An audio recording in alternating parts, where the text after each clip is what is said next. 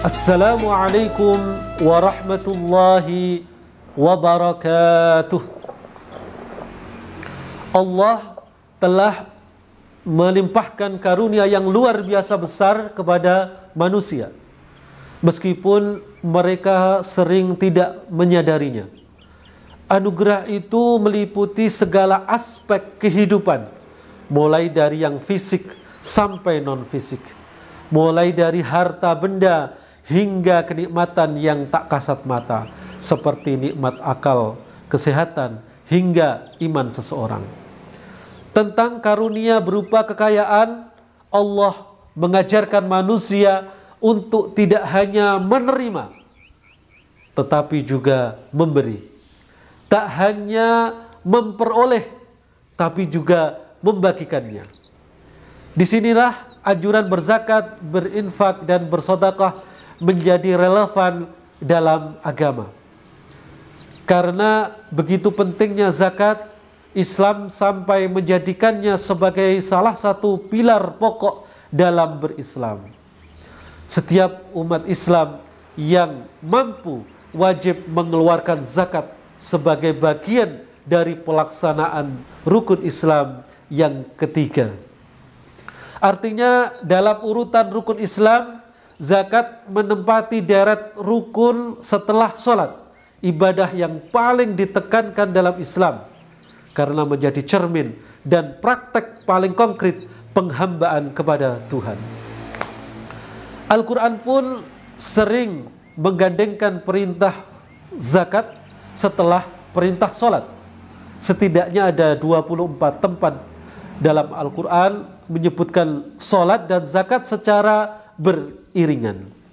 Contohnya sebagaimana dalam ayat berikut, wa aqimus salata wa atuz zakata warka'u ma'ar raqi'in.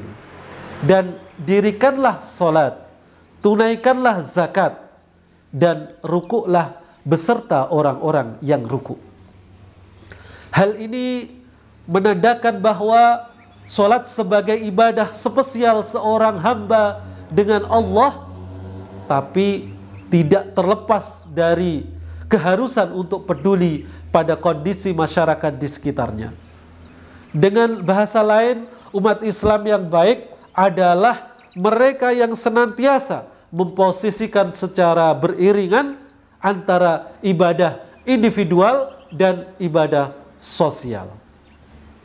Pemirsa UM Channel yang dirahmati oleh Allah, zakat fitrah berbeda dengan zakat harta benda.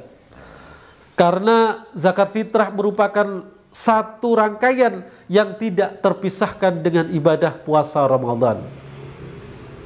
Bila ibadah puasa berfungsi untuk mensucikan diri dan jiwa seorang muslim, maka zakat fitrah berfungsi untuk mensucikan harta mereka dari segala kotoran yang selama ini terkumpul ketika bermuamalah dengan sesama manusia.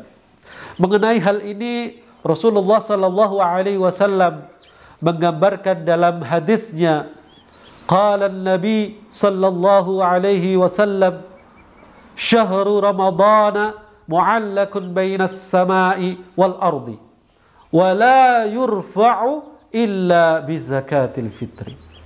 Nabi sallallahu alaihi wasallam bersabda, puasa bulan Ramadan digantungkan antara langit dan bumi dan tidak akan diterima dengan sempurna oleh Allah kecuali dengan zakat fitrah.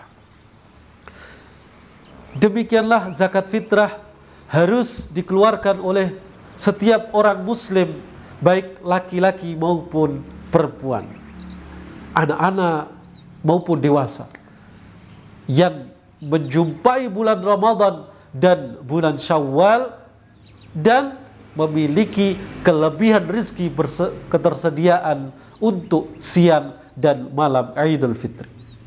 Inilah 3 syarat zakat. Dengan kata lain bahwa zakat fitrah merupakan zakat jiwa, zakat yang diwajibkan pada setiap manusia yang bernyawa. Maka seorang muslim yang menjadi tulang punggung keluarga, suami misalnya, wajib menunaikan zakat semua anggota keluarga yang menjadi tanggung jawabnya, seperti anak, istri, mertua, dan orang-orang yang di lingkungannya yang kebutuhan sehari-hari mereka ditanggung olehnya.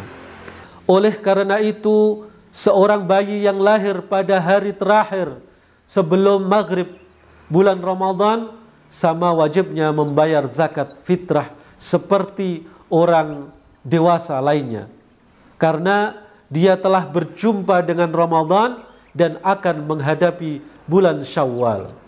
Tetapi sebaliknya, orang yang meninggal di akhir bulan sebelum memasuki hari pertama bulan Syawal, maka tidak diwajibkan menunaikan zakat fitrah. Pemirsa UM Channel yang dirahmati oleh Allah, adapun zakat fitrah itu berupa makanan pokok sebesar 1 sok, atau dalam konteks negara Indonesia berupa beras sebanyak 2,5 kg. Sebagaimana hadis Rasulullah sallallahu alaihi wasallam, farada Rasulullah sallallahu alaihi wasallam zakat al-fitri sa'an min tamar atau sa'an min sya'ir al-abdi wal hurri wal dzakar wal untha wal saghir wal kabir minal muslimin wa amara biha an tuadda qabla khurujin nasi ila shalah, muttafaqun alaih. Rasulullah mewajibkan zakat fitrah 1 sok kurma atau gandum bagi muslim yang hamba dan muslim yang merdeka, laki-laki maupun perempuan, baik muslim anak-anak ataupun orang tua. Dan hendaknya zakat fitrah ditunaikan sebelum orang-orang mengerjakan sholat Idul Fitri. Hadis tersebut juga menyebutkan ihwal menunaikan zakat fitrah yang hendaknya dilakukan seusai bulan Ramadan hingga menjelang sholat Idul Fitri. Itu adalah prime time pelaksanaan zakat fitrah yang baik.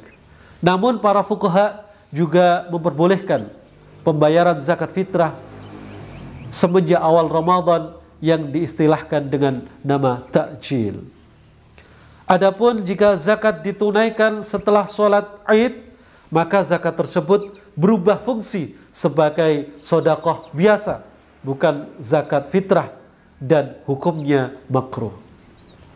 Syekh Hasan Sulaiman An-Nuri dan Syekh Alawi Abbas Al-Maliki dalam Ibanatul Ahkam menyebutkan zakat fitrah merupakan salah satu bentuk kebaikan yang dapat menghapus dosa.